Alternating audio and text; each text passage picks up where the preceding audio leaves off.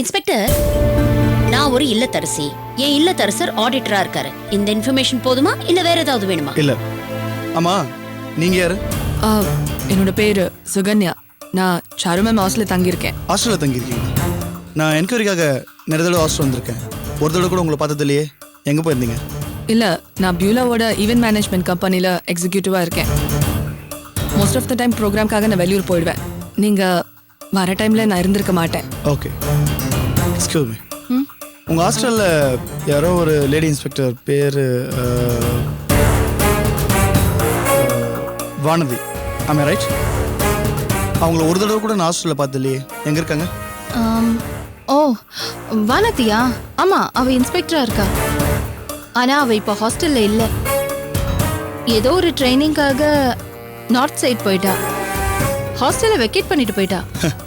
என்ன காது குத்துறீங்களா? அந்த பெரியவர் என்னன்னா நிவேதாவை பஸ் ஸ்டாண்ட்ல இருந்து அந்த லேடி இன்ஸ்பெக்டர் வானதி தான் கூட்டிட்டு போனதா சொல்றாரு. எது உண்மை? சார், என்ன பேசுறீங்க? நிவியை கூட்டிட்டு வந்ததே நான் தான், வானதி மேம் கிடையாது. அப்ப பெரியவர் சொல்றது? சார், அந்த ஆள் ஒரு கேடுகட்ட அயோக்கியன். அவன் பேச்சு போய் நம்புறீங்க? ஆசந்தா அவன் உங்களை ஏமாத்திருவான் சார். உங்க கதையை கேட்கறதுக்குலாம் எனக்கு நேரம் இல்ல. முதல்ல நிவேதா இருக்க ரூமை காட்டுங்க, நான் அவளை விசாரிக்கணும். மேம், நீங்க வேணா போயிட்டு வாங்க. நானும் அனு மேமும் கிளம்புறோம். சரிம்மா, கிளம்புங்க. வரேன் சாரு. பாய். வாங்க, நிவேதாவை பார்க்கலாம். இன்ஸ்பெக்டர், நீங்க தாராளமா நிவேதாவை பார்க்கலாம். ஆனா அவ டைரக்டா டாக்டரோட கேர்ல இருக்கா. டாக்டருக்கு தெரியாம நம்ம எதுவும் செஞ்சுதான் இருக்க வேண்டாம். அதனால நீங்க நிவேதாவை பார்க்கறதுக்கு முன்னால எதுக்கும் நீங்க டாக்டரை பார்த்து பேசிடுங்க. முதல்ல நான் உங்களை டாக்டர் ரூம் கூட்டு போறேன். இது வரவா? சரி வாங்க பார்க்கலாம். வாங்க.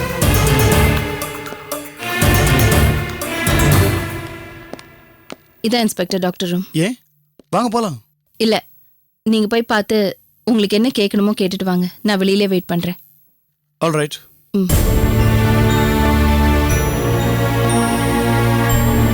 Good morning doctor. Good morning. உட்காருங்க. தேங்க்யூ.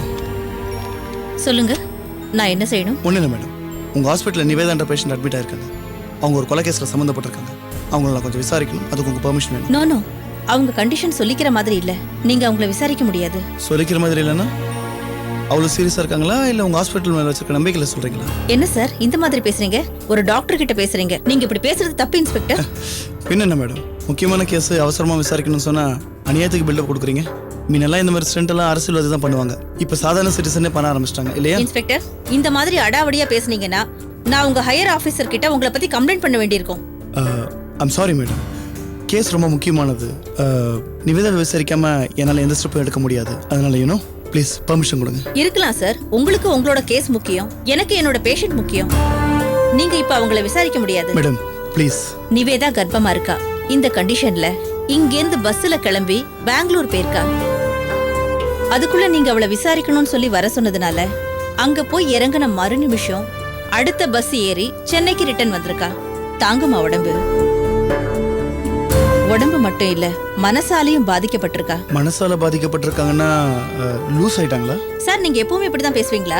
ஐயோ, தப்பாலாம் எடுத்துக்காதீங்க. நான் உண்மையான அக்கறையோட தான் கேட்டேன். நீங்க மனநல பாதிக்கப்பட்டிருக்குன்னு சொன்னதுனால நான் அப்படி கேட்டேன், வேற ஒன்றும் இல்லை. மென்டலி டிப்ரெஸ்ட் ஆயிருக்கா. ஓ, இப்போ இவ்வளோ தெளிவாக சொல்றீங்க இல்லையா? இதை நீங்க முதல்ல சொல்லியிருக்கணும். அதனால தான் நான் அப்படி கேட்டேன். சரி, நான் விசாரிக்கணும்னு சொன்னேன். அதை பத்தி என்ன சொல்றீங்க? Not possible at all. என்ன கொஞ்சம் புரிஞ்சுக்கோங்க. மேடம் ப்ளீஸ், நீங்க ஏன் நிலைமை புரிஞ்சுக்கங்க. இது ரொம்ப ரொம்ப முக்கியமான கேஸ், கொஞ்சம் அவசரமான கேஸும் கூட. இப்போ நான் நிவேதாவை விசாரிக்கிறது தள்ளி போச்சுன்னா இந்த கேஸ் தள்ளி போகும். கேஸ் தள்ளி போச்சுன்னா அக்யூஸ்ட் எஸ்கேப் ஆகிறதுக்கு நிறைய சான்சஸ் இருக்கு. நான் இவ்வளோ சொன்னதுக்கு அப்புறமும் நீங்க எனக்கு பெர்மிஷன் கொடுக்கலன்னா நிவேதாவை ஏன் கஸ்டடியில் எடுத்து நான் விசாரிக்க வேண்டியதா இருக்கும். எப்படி வசதி? நோ நோ, உடம்பு சரியில்லாதவங்களை நீங்க எப்படி சார் கஸ்டடியில் எடுக்க முடியும்? என்னால முடியும். என் கஸ்டடியில் கவர்மெண்ட் ஹாஸ்பிட்டல் அட்மிட் பண்ணி அங்க இருக்க டாக்டர்ஸ் முன்னாடியே என்னால் விசாரணை பண்ண முடியும். என்ன சொல்றீங்க? சரி சார், நான் நியாயமா உங்களுக்கு அனுமதி கொடுக்க கூடாது. ஆனா நீங்க ரொம்ப நெருக்கடி பண்றதுனால உங்களை அலோ பண்றேன். But only 10 minutes. 10 நிமிஷத்துல விசாரணையை முடிச்சிடணும். அவங்களோட மன அமைதி கெடுறதா எந்த கேள்வியும் கேட்க கூடாது. ஓகே? இந்த 10 நிமிஷம் எனக்கு பத்தாது. பட் இருந்தாலும் அவசரத்துக்கு யூஸ் பண்ணிக்கிறேன். மிச்சத்தை அப்புறம் பார்த்துக்கிறேன். எனியோ, தேங்க்யூ. You are welcome.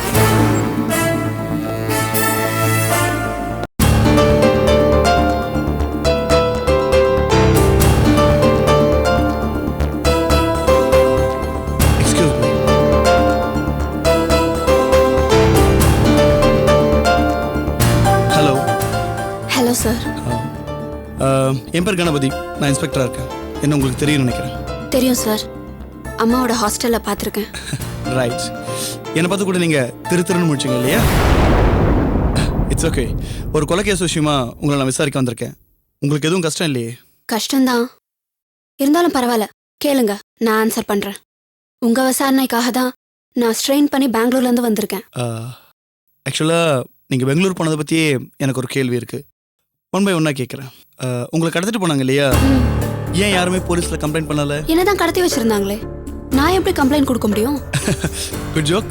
நான் கம்ப்ளைண்ட் நீ ஏன் பண்ணலன்னு கேட்கலாமா? உங்கள் வீட்டிலேருந்து ஏன் யாருமே பண்ணல? எங்கள் வீட்டு ஆளுங்களுக்கு இந்த விஷயமே தெரியாது. அம்மா எப்படியாவது என்னை தேடி கண்டுபிடிச்சிடலான்னு இருந்திருப்பாங்க, அதனாலயும் இருக்கலாம். சரி, உன்னை யார் கடத்திட்டு போனாங்க, எங்கே கடத்திட்டு போனாங்க, உன்னை கடத்திட்டு போனவங்க அங்கே என்ன பேசுனாங்கன்னு உனக்கு ஏதாவது தெரியுமா? எங்கள் அம்மாவை பழி வாங்கறதுக்கு தான் ஆர்த்தியோட அப்பா தான் என்னை கடத்த சொல்லியிருந்திருக்காரு. அவங்க என்ன பேசிக்கிட்டாங்கன்னுலாம் எனக்கு தெரியாது. எனக்கு மயக்க மருந்து கொடுத்து தான் வச்சுருந்தாங்க. ஓ, உன்னை கடத்திட்டு போன அந்த 2 பேரை தவிர அந்த இடத்துல வேற யாராவது இருந்தாங்களா? பெரியவர் வந்தாரு. அவர் வந்து போனதுக்கப்புறம் வேற புது ஆட்கள்? அப்படி யாரும் வந்தா மாதிரி எனக்கு தெரியல சார். அப்போ இந்த 2 பேரையும் யார் கொலை பண்ணது? தெரியல சார், நான் பார்க்கல. நான் தான் மயக்கத்தில் இருந்தேங்கிறேன்ல. ஓ, நீ சொல்றத பார்த்தா அந்த கொலை நடந்த விஷயம் உனக்கு தெரியாதுன்ற மாதிரி இருக்கு. தெரியாது சார். எப்போ கண்டுபிடிச்சிங்க? எனக்கு அதுவும் தெரியாது சார். நான் கண்முழிச்சு பார்த்தப்போ அங்க யாருமே இல்லை. நான் மெல்ல நழுவி படியில இறங்கி வந்தப்போ அங்க அந்த 2 பேரும் செத்து கிடந்தாங்க. அங்க ஒரே ரத்தம். அம்மா, என்ன ஒரே மயக்கமா இருக்கு சார். டாக்டரை கூப்பிடுங்க சார். உங்க அம்மாவை கேள்வி கேட்டா உங்களுக்கு பிபி வரும், உன்னை கேள்வி கேட்டா உனக்கு மயக்கம் வருது இல்லையா? சார், நான் வேணா டாக்டர் கூப்பிட்டுங்களா? அவசியம் இல்லை. சரிம்மா, நான் கிளம்புறேன். நீ ரெஸ்ட் எடுத்துக்கோ.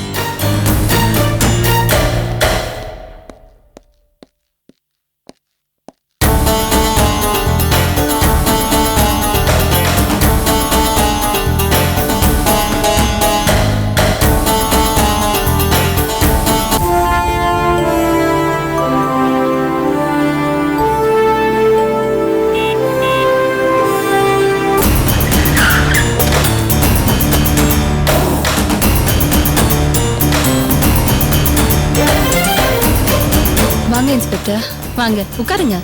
செல்வி, சாருக்கு மோர் கொண்டு வா. இல்லை வேண்டாம். ஏன் சார், நான் எந்த கொலகுத்தமும் செய்யல. என் வீட்ல நீங்க மோர் சாப்பிடுறதுனால உங்க நேர்மை எந்த விதத்திலையும் பாதிக்கப்படாது. இது ஒரு கர்டசி தான். வெயில்ல வந்திருக்கீங்களேன்னு தான் நான் கேட்டேன். உங்க அன்புக்கு நன்றி, பட் எனக்கு சில பாலிசிஸ் இருக்குல்ல. குட், வேண்டானா வேண்டாம். சரி உட்காருங்க ப்ளீஸ். உட்காரக்கூடாதுன்னு ஒன்றும் பாலிசி இல்லையே. Sure.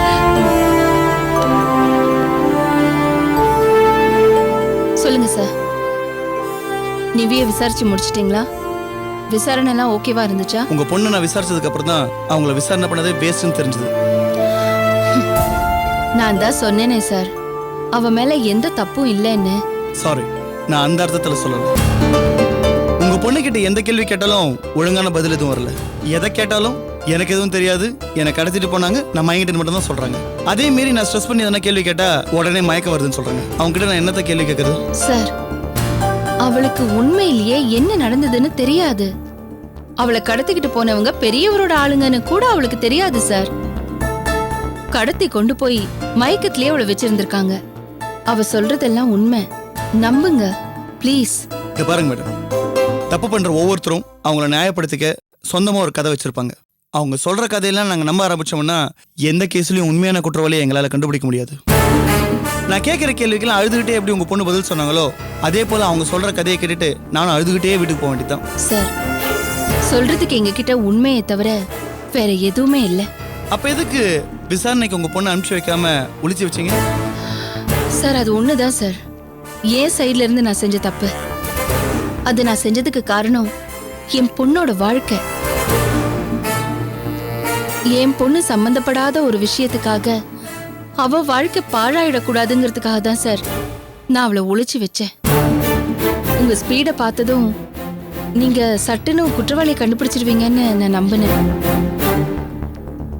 ஆனா நீங்க தும்ப விட்டுட்டு வாழை பிடிச்சிக்கிட்டே அலையறீங்க. What you mean?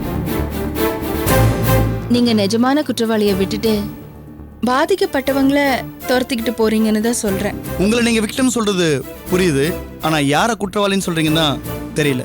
சார், அந்த பெரியவரும் அவரோட குரூப்பும் ப்ரொஃபஷனலா கொலை செய்யறவங்க. கொலை செய்யப்பட்டவங்க அவருக்கு அடியாளா இருந்த 2 பேரு. அந்த குரூப் எத்தனையோ பேர்களை அநியாயமா கொன்னு இருக்காங்க. அவங்கள யாராவது கூட இந்த 2 பேரை கொன்னு இருக்கலாம் இல்லையா? அந்த ஆங்கிள் எல்லாம் விசாரிக்கிறத விட்டுட்டு எங்க பின்னாடியே விசாரணை சந்தேகம்னு சுத்தி சுத்தி வர்றது குற்றவாளியை பிடிக்கிறதுக்கு எந்த வகையிலயும் ஹெல்ப் பண்ணாது சார். இதெல்லாம் நீங்க தானே சொல்றீங்க, ஆனா உங்க பொண்ணு எதுவும் பேச மாட்டேன்றாங்களே. அவளுக்கு இந்த விஷயத்துல என்ன நடந்திருக்குனே தெரியாது சார். இதையே தான் நான் திருப்பி திருப்பி உங்ககிட்ட சொல்லிக்கிட்டு இருக்கேன். பெரியவருக்கு என்ன பழி வாங்கணுங்கிற ஒரு மோட்டிவ் இருக்கு. ஏன்னா அவர் கொல்லணும்னு நினைச்ச அவரோட பொண்ணுக்கு நான் அடைக்கலம் கொடுத்து வச்சிருக்கேன். அதுக்கு பழி வாங்குறதுக்காகவோ அல்லது என்ன பயமுறுத்துறதுக்காகவோ அவர் என் பொண்ணை கடத்தி இருக்கலாம். அப்படி என் பொண்ணு கடத்தப்பட்ட சமயத்துல தான் இந்த 2 கொலையும் நடந்திருக்கு. தான் எதுக்காக கடத்தப்பட்டோம், கடத்தினவங்க யாரு, இது எதுவுமே என் பொண்ணுக்கு தெரியவே தெரியாது. இப்படி இருக்கும்போது அவ எப்படி சார் உங்களுக்கு விளக்கம் சொல்லுவா? விஷயம் தெரிஞ்சவன் நான் தான், அதனால தான் நான் சொல்றேன். சரி, ஆனா ஒரு விஷயம், நீங்க சொன்னதெல்லாம் உண்மைதான் கன்ஃபார்ம் ஆகிற வரைக்கும் என்ன பொறுத்த வரைக்கும் நீங்க சொன்னதெல்லாம் ஒரு கதை தான். I don't need to buy anybody stories. உண்மை என்னன்னு கண்டுபிடிக்கணும்னா என்னோட விசாரணைக்கு நீங்க முழுமையாக ஒத்துழைக்கணும். ஏற்கனவே உங்க மகளை நீங்க ஒளிச்சு வச்ச மாதிரி மறுபடியும் கேம் எதுவும் ஆடாதீங்க. சார், என் மகளை ஒளிச்சு வைக்க வேண்டிய நிர்பந்தம் ஏன் எதுக்கு வந்துச்சுன்னு உங்ககிட்ட நான் தெளிவா சொல்லிட்டேன். மத்தபடி உங்க விசாரணைக்கு ஒத்துழைக்கிறதுல எனக்கு எந்த தடையோ தயக்கமோ இல்ல சார். இன்னும் சொல்ல போனா நீங்க சீக்கிரம் விசாரணையை முடிச்சு இந்த கேஸ க்ளோஸ் பண்ணணும் தான் நான் விரும்புறேன். ஒரு லேடிஸ் ஹாஸ்டலுக்கு அடிக்கடி போலீஸ் வந்துட்டு போறது எவ்வளவு ஒரு மோசமான அபிப்பிராயத்தை ஏற்படுத்தும்னு உங்களுக்கும் நல்லா தெரியும். 2வது, என் மகளோட வாழ்க்கையும் இதுல சம்பந்தப்பட்டிருக்கு சார். அதனால இந்த கேஸ் சீக்கிரம் முடியணுங்கிறதுல உங்களை விட எனக்கு தான் கவலை ஜாஸ்தி. Good thought. நிலைமையை கரெக்டா புரிஞ்சு வச்சிருக்கீங்க. நான் புரிஞ்சுக்கிட்ட மாதிரியே நீங்களும் புரிஞ்சுக்கணுங்கிறது தான் என்னோட ஆசையே. நான் சொன்ன மாதிரி நீங்க பெரியவரை தெளிவா விசாரிச்சீங்கன்னா உங்களோட எல்லா கேள்விகளுக்கும் பதில் கிடைக்கும். கண்டிப்பா எல்லாரையும் விசாரிப்பேன். எப்படி விசாரிக்கணுமோ அப்படி விசாரிப்பேன். நான் வரேன். சரி.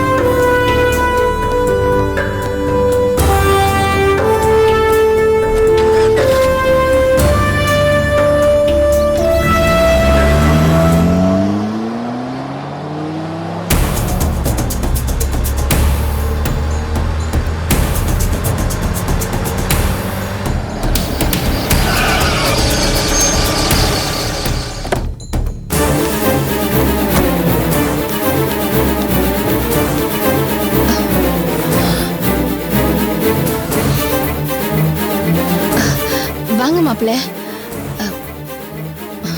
உட்காருங்க. நீங்க சிங்கப்பூருக்கு போயிருப்பீங்கன்னு நினைச்சேன். எங்க இருந்துங்க போறது? அதான் நீங்களும் உங்க மகளும் சேர்ந்து சங்க அறுத்துட்டீங்களே மாப்பிள்ள. ஏங்க 2 பேருமா சேர்ந்து செய்ய வேண்டியது எல்லாத்தையும் செஞ்சுட்டு அது எப்படிங்க ஒண்ணுமே தெரியாம முகத்தை வச்சுக்கிறீங்க? எப்படிங்க முடியுது உங்களாட்டி? மாப்பிள்ள, நீங்க ஆத்திரத்துல படபடன்னு பேசுறீங்க. ஏங்க, நான் ஆபீஸ் வேலையா பெங்களூர் போற சமயம் பார்த்து என் பொண்டாட்டை எவனை கடத்திட்டு போறான், என்ன நடந்துச்சுன்னு எனக்கு தெரியாது. அப்புறம் அதுல இருந்து அவ தப்பிச்சு வரா. கடத்தல 2 பேர் யாரை கொண்டு போட்டுருக்காங்க. நான் பெங்களூர்ல இருந்து திரும்பி வரேன். நடந்தது எதுவுமே எனக்கு தெரியாது, யாருமே எனக்கு சொல்லல. மறுபடியும் நான் மும்பைக்கு போறேன். என் பொண்டாட்டி கூட்டு போலாம் பார்த்தாக்கா அதுக்குள்ள உங்களை யாரை கடத்திட்டு போயிருக்காங்க. என் பொண்டாட்டி என் கூட வர முடியாது சண்டித்தனம் பண்ணிக்கிட்டு இங்கே தங்கிக்கிட்டா. வேற வழி இல்லாம அவளை விட்டு நான் மட்டும் மும்பைக்கு போறேன். நீங்க கடத்தினவங்கிட்ட தப்பிச்சு வரீங்க. சரி, பிரச்சனை எல்லாம் முடிஞ்சிருச்சு, இப்பவாது என் பொண்டாட்டியை ஊருக்கு அனுப்பிச்சு விடுங்கன்னு சொன்னேன். நீங்களும் சரி சரின்னு தான் சொன்னீங்க. என் பொண்டாட்டி அப்பவும் வர மாட்டேங்கிறா. என்னடான்னா அவளை விசாரிக்கிறதுக்கு போலீஸ் தேடிக்கிட்டு இருக்கு. இதுவும் எனக்கு தெரியாது. அவ வருவான்னு நான் மும்பையில தொண்டாண்டிட்டு உட்காந்துருக்கேன். இந்த மாதிரி ஒரு சூழ்நிலையில நான் ஆத்திரப்படாம வேற என்னங்க பண்ண முடியும்? ஏங்க, ஊர் உலகத்துல இந்த மாதிரி ஒரு சம்பவம் நடந்து பொண்டாட்டி மாமியார் சேர்ந்து திட்டம் போட்டு மறைச்சாங்கன்னா எவங்க ஆத்தப்படாம இருக்க முடியும்? தப்பு தப்பா சில காரியங்கள் பண்ணியிருக்கீங்க. ஒருவேளை அதெல்லாம் தப்பு இல்லைங்கிற பட்சத்துல நீங்களோ இல்ல உங்க மகளோ நேர்மையா என்கிட்ட சொல்லிருக்க வேணாமா? ஏங்க சொல்லல? எதுக்குங்க மறைச்சீங்க? ஒண்ணு நீங்க என்ன நம்பலன்னு அர்த்தம், இல்ல நீங்க பண்றது மன்னிக்கவே முடியாத அளவுக்கு மோசமான குற்றம்னு அர்த்தம். மன்னிச்சிருங்க மாப்பிள்ள, நடந்ததெல்லாம் உங்ககிட்ட சொல்லாதது என்னோட தப்புதான். நீங்க மன்னிப்பு கேக்குறீங்க, மன்னிப்பு கேட்க வேண்டிய இன்னொருத்தி எங்க? அவ அவ ஹாஸ்பிட்டல்ல இருக்கா. ஆஸ்பத்திரியா? ஏன் என்னாச்சு? ஊருக்கு கிளம்பி வந்துட்டு இருக்கான்னு நேத்து தான் சொன்னீங்க. இப்ப திடீர்னு எப்படி ஆஸ்பத்திரிக்கு போனா? என்னவா உடம்புக்கு? உடம்புக்கு ஒன்றும் இல்லை, நான் தான் வேற வழி இல்லாம அவளை ஹாஸ்பிட்டல் அட்மிட் பண்ண சொன்னேன். உடம்புக்கு ஒண்ணும் இல்லைன்னா அப்புறம் எதுக்காக கொண்டு ஹாஸ்பிட்டல் சேர்த்தீங்க? அது போலீஸ் அந்த மர்டர் விஷயமா அவளை விசாரிக்கணும்னு சொன்னாங்க. விசாரிக்கிறதோட நிறுத்தாம வேற வேற ஏதாவது பிரச்சனை ஆயிடுச்சுன்னா என்ன பண்றதுன்னு தான் தெரியாம ஒரு முன்னெச்சரிக்கையா அவளை நான் ஹாஸ்பிட்டல்ல சேர்த்து விட்டேன். ஆக வேண்டிய பிரச்சனை தான் ஆகி போச்சே. இதுக்கு மேல என்ன பிரச்சனை ஆக போகுது? என்ன நடந்ததுன்னு ஹாஸ்பிட்டல் கொண்டு சேர்த்தீங்க? சொல்லுங்க அத்தை. என்ன நடந்ததுன்னு கொண்டு ஹாஸ்பிட்டல் சேர்த்தீங்க? ஒருவேளை போலீஸ் நிவிய அரெஸ்ட் பண்ணிடுவாங்களோன்னு ஒரு பயம். அப்படி எதுவும் நடந்துடக்கூடாதுங்கிறதுக்காக தான் அவளை நான் ஹாஸ்பிட்டல்ல சேர்த்து விட்டேன். ஷபாஷ் ஷபாஷ், பக்காவான கிரிமினல் பிளான். உங்க புருஷனுக்கு பதிலா நீங்க அட்வொகேட் ஆயிருந்தீங்கன்னு வச்சுங்க, எல்லா கேஸும் உங்ககிட்ட தான் வந்திருக்கும்.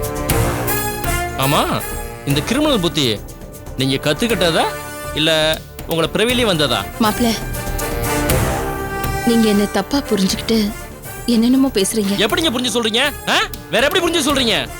நீங்க செய்யறதெல்லாம் கிரிமினல் வேலையால இருக்கு. உங்க ஹாஸ்டல்ல இருக்க ஒரு பொண்ணுக்கு பஞ்சாயத்து பண்ற வேலையில ஆரம்பிச்சீங்க. அதுக்கப்புறம் ரவுடி, போலீஸ் ஸ்டேஷன், சொல்லாம கொள்ளாம ஊர் சுத்துறது, இதெல்லாம் உங்க வாழ்க்கையில ரொம்ப சர்வசாதாரணமா ஆகி போச்சு. அது அப்படியே டெவலப் ஆகி இப்போ கடத்தல், கொலை, போலீஸோட கண்ணாமூச்சின்ற லெவலுக்கு வந்து நிக்குது. இந்த மாதிரி விஷயத்துக்கெல்லாம் என் மாமியார், அதுவும் நீங்க சம்பந்தப்பட்டதே எனக்கு அசிங்கம். என் பொண்டாட்டி சம்பந்தப்பட்டிருக்காங்கிறது அதை விட அசிங்கம் இல்லையா?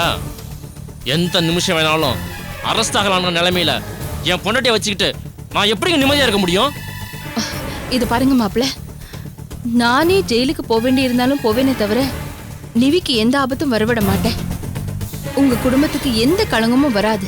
நான் பொறுப்பு. என்ன நம்புங்க மாப்பிள்ள. எதை நம்ம சொல்றீங்க? கொலை கேஸ்ல மாட்டி என் பொண்டாட்டி தலைமுறை வாழ்க்கை வாழ்ந்துட்டு இருக்கா. இன்னும் என்னங்க கலங்க வரணும்? போலீஸ் வந்து அரெஸ்ட் பண்ணிட்டுமா, அதுலேருந்து தப்பிக்கிறதுக்கு இவங்க ஹாஸ்பிட்டல்ல கொண்டு சேர்ப்பாங்களாம். என்ன ஒரு கிரிமினல் புத்திங்க உங்களுக்கு. நாளைக்கு ஏதாவது பிரச்சனைன்னா ஆளை வச்சு கொலை பண்ண கூட தயங்க மாட்டீங்க. என்ன நிச்சயம்? என்ன மாப்பிள்ள நீங்க அப்படிப்பட்டவங்களா? நாங்க வேற எப்படிப்பட்டவங்க? 2 பொம்பளைங்க எதுவுமே தெரியாம எல்லாத்தையும் மறைச்சிடலான்னு கிருத்திரமா வேலை பார்த்துருக்கீங்கல்ல. நாளைக்கு அம்மாவும் பொண்ணும் ஜெயிலுக்கு போனீங்கன்னா நான் என்ன செய்யறது? ஜாமீன் வாங்குறதுக்கு மஞ்சா பையில பணத்தை போட்டு தூக்கிக்கிட்டு கோர்ட்டுக்கும் போலீஸ் ஸ்டேஷன் அலைகிறதா? வேண்டாங்க, வேண்டாம். உங்க சங்காத்தமே வேண்டாம்.